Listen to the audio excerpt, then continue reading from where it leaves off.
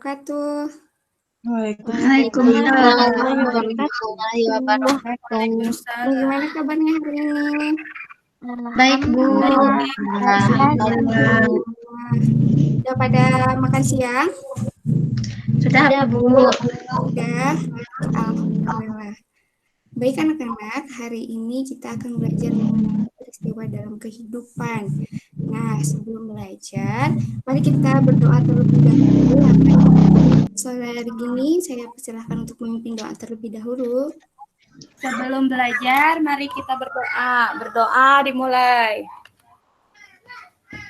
Selesai. Nah, anak-anak, hari ini kita akan belajar mengenai surat undangan, mengenai kalimat efektif surat undangan. Kemudian kita akan belajar membuat sebuah surat undangan, dan juga kita akan melakukan sebuah percobaan, yaitu percobaan untuk membuktikan perubahan wujud benda mengenai penggemudan. Nah, coba sekarang lihat, ada gambar apa nih di layar laptop kalian? Gambar amplop, Bu, ada suratnya. Nah, coba apakah kalian pernah mendapatkan sebuah surat misalnya dari teman, atau misalkan surat undangan ulang tahun, atau surat apa? Apakah kalian pernah mendapatkan sebuah surat? Surat undangan, Bu. Ulang tahun, Bu. Undangan. Ulang Kira-kira tahun. kalau dapat surat undangan, surat apa ya? Surat undangan ulang tahun, Bu. Oh, Ulang surat tahun, undangan Bu. ulang tahun. Yang kayak gimana tuh surat undangan ulang tahun? Kayak gitu, Bu, lucu bentuknya. Isinya apa isinya? Isinya gimana? Kamu diundang di ulang tahun saya, ada waktunya, di ulang tahun saya. ada tempatnya. Jadi terus yang tahu nggak sih apa surat tuh apa ya gitu? Pesan, Bu. Oh, pesan. Pesan tertulis. Pesan tertulis. Ada lagi kira-kira yang tahu apa itu surat ya? Yang dibuat untuk orang lain, Bu. Yang dibuat untuk orang lain, pesan tertulis. Ada lagi? Informasi, Bu. Informasi. Oke, iya betul ya. Nah, surat ini merupakan alat komunikasi tertulis. Surat dapat disampaikan oleh seseorang kepada orang lain, atau dari suatu lembaga ke lembaga lain, atau ke seseorang. Misalnya kayak tadi nih, aku dapat surat dari teman buat ngehadiri pesta ulang tahunnya. Jadi surat ini disampaikan oleh seseorang kepada orang. Nah, fungsi surat antara lain sebagai sarana pemberitahuan, permintaan, buah pikiran dan gagasan, atau alat bukti tertulis, alat pengingat, bukti historis, dan pedoman kerja. Jadi dua nih, surat resmi dan surat tidak resmi. Ada yang tahu nggak surat resmi kayak gimana? Surat Ada yang pernah dapat rapat, surat Bu. resmi nggak? Bapak-bapak Surat rapat, Bu. rapat, Bu, dari sekolah. Nah, jadi surat resmi ini merupakan surat yang dikeluarkan oleh perseorangan atau organisasi maupun instansi tertentu yang sifatnya formal dan berkepentingan resmi. Nah, kalau misalkan surat tidak resmi ini surat yang dibuat atas nama pribadi atau perorangan. Tahu bagian-bagian surat? Kalau misalkan lupa, kita ingat kembali bagian-bagian surat. Terlihat di satu kepala surat, kemudian nomor 2 itu ada tanggal surat, itu bagian-bagiannya ya. Kemudian yang ketiga ada nomor surat, yang keempat ada sifat surat, kemudian yang kelima ada lampiran, yang keenam hal atau perihal, yang ketujuh alamat, kemudian yang kedelapan ada kalimat pembuka, yang kesembilan isi surat, yang ke-10 kalimat penutup, yang ke-11 nama jabatan, yang ke-12 NIP, tanda tangan, cap atau inisial, yang ketiga tembusan. Nah, coba ya kita lihat contoh surat. adalah kalimat yang dapat menyampaikan hasil pemikiran penulis sehingga dapat dipahami pembaca secara utuh tanpa ada penafsiran yang salah. Penyampaian hasil pemikiran tersebut harus dalam kalimat yang baik. Artinya, kalimat efektif itu adalah kalimat yang mudah dipahami oleh kalian dengan... Masih ingat nggak kalau misalkan kalimat efektif itu terdiri dari subjek, predikat, objek, dan Keterangan. coba kalau di sini mana subjek coba dicari mana subjeknya. Sebuah subjek. Subjek itu Orang tua siswa-siswi. Iya. Kemudian objeknya Kelas 6. Aha. Predikatnya ada nggak? Enggak ya? Ada, Bu. Ya, objeknya ada? Ya, Ada objeknya? Ada. kelas 6, SDN 1. SDN 1 Ya, Dermaji. Kemudian keterangannya ada nggak? Di di Dermaji. Dermaji. Itu termasuk berarti yang terhormat orang tua siswa-siswi kelas 5 SDN 1 Dermaji di Dermaji itu termasuk kalimat efektif atau enggak? Tidak. Ya, efektif. Iya. Nah, ini surat undangan resmi atau tidak resmi ya? Tidak resmi. Kenapa tidak resmi? Banyak gambarnya. Hah? Banyak gambarnya? Oh, oke, boleh banyak gambarnya. Iya, Bu. Tidak ada kepala surat. Ya, Tidak tidak ada ada kepala surat. surat. Terus apa lagi? Tidak ada tanda tangan. Tidak ada tangannya, Bu. Iya, terus apa lagi? Salam Tidak pembukanya ada nggak salam ada. pembuka. Ya, salam penutup ada nggak? Tidak ada. Tidak ada. Nah, coba di sana lihat. Apakah menurut kalian surat undangan yang ada di samping ini udah efektif atau belum ya? Kelihatan nggak? Kelihatan. Kelihatan, Bu. Yang pentas ini bukan Bu. Itu. Ibu pindah itunya. Ya bentar ya, maaf.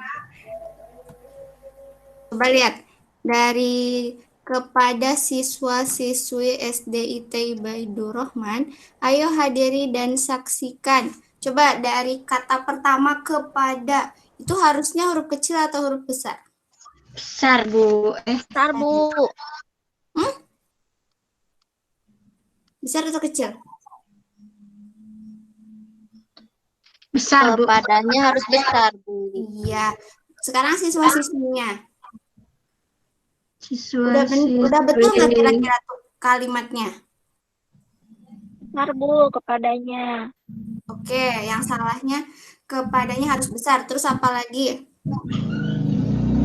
Siswa-siswinya harus ada strip, Bu. Ya, terus apa lagi? Ayo, itu harusnya kecil. Harus Iya. kecil.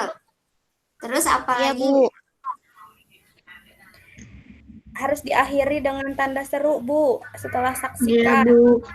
Setelah Jangan saksikan digabungin, harus Bu. diakhiri tanda seru. Jadi, kalau misalkan lihat di sini suratnya udah efektif belum pas di kalimat pertamanya?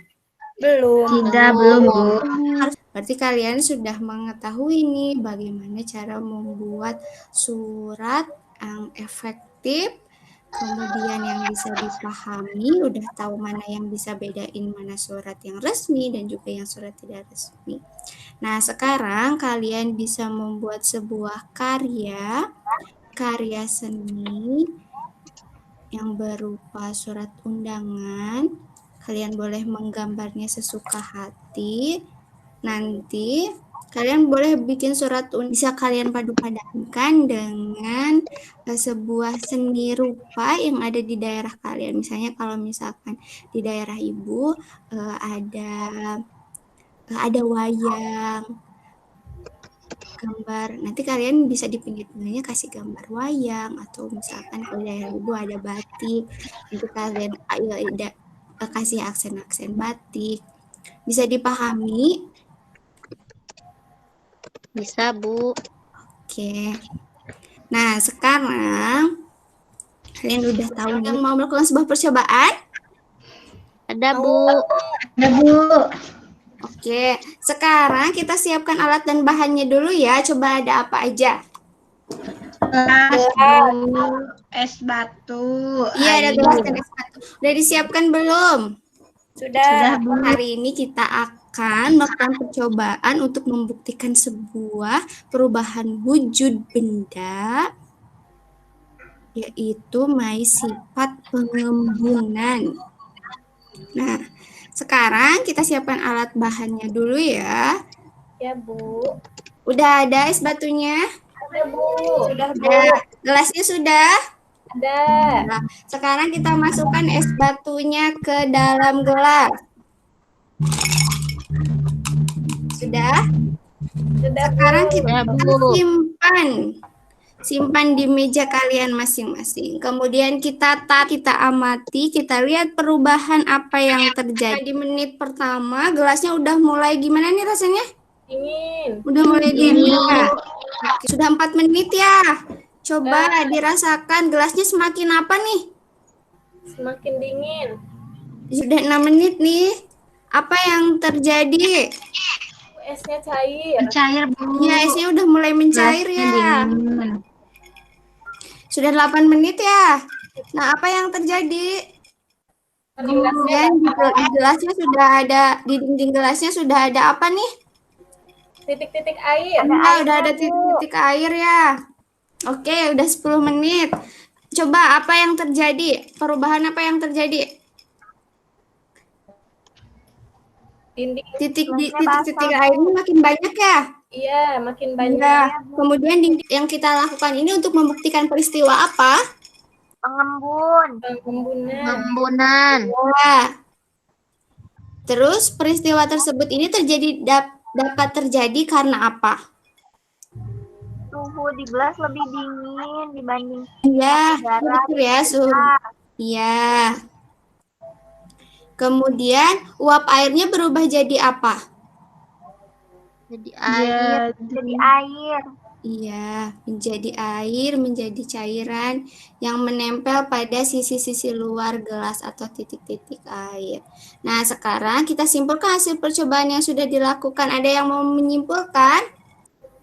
Percobaan yang dilakukan membuktikan peristiwa pengembunan. Peristiwa tersebut dapat terjadi karena suhu pada benda tersebut lebih dingin dibandingkan dengan suhu udara sekitar, sehingga udara sekitar yang mengandung uap air mengembun.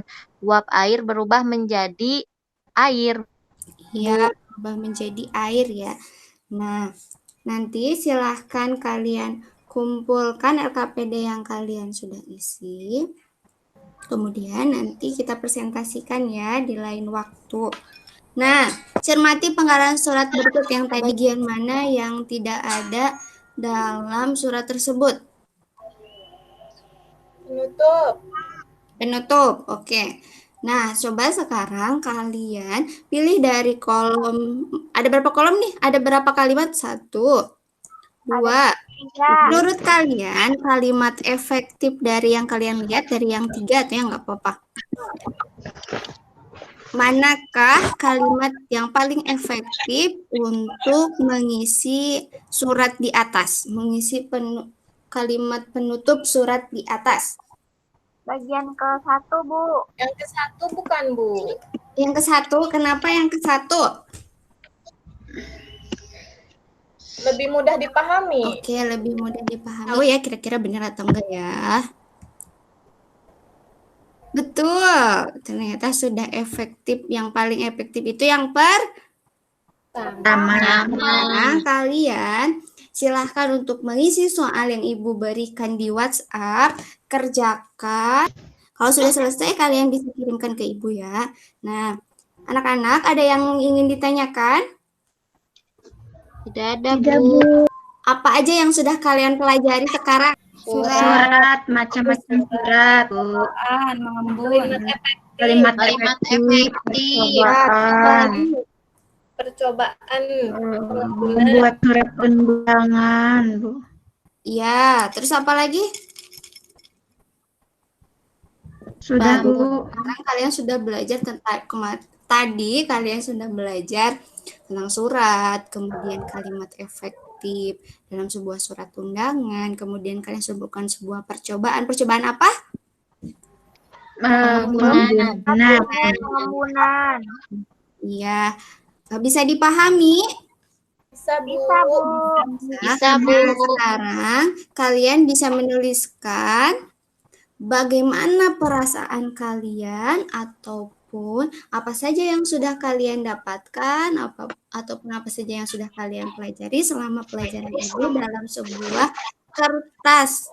Bisa tuliskan apa yang kamu rasakan, apa yang kamu dapatkan, bisa kalian tulis dalam sebuah kertas. Nanti kalian bisa kirimkan lewat WhatsApp hasil tulisan kalian. Ya, Bu. Ya, Bu. Ya, oke. Sekian pembelajaran hari ini. Mari kita tutup dengan membaca basmalah bersama-sama. Alhamdulillah. Alhamdulillahirabbil alamin. Alhamdulillah. Lanjutkan dengan membaca doa. Nah, sekian dari Ibu. Assalamualaikum warahmatullahi wabarakatuh.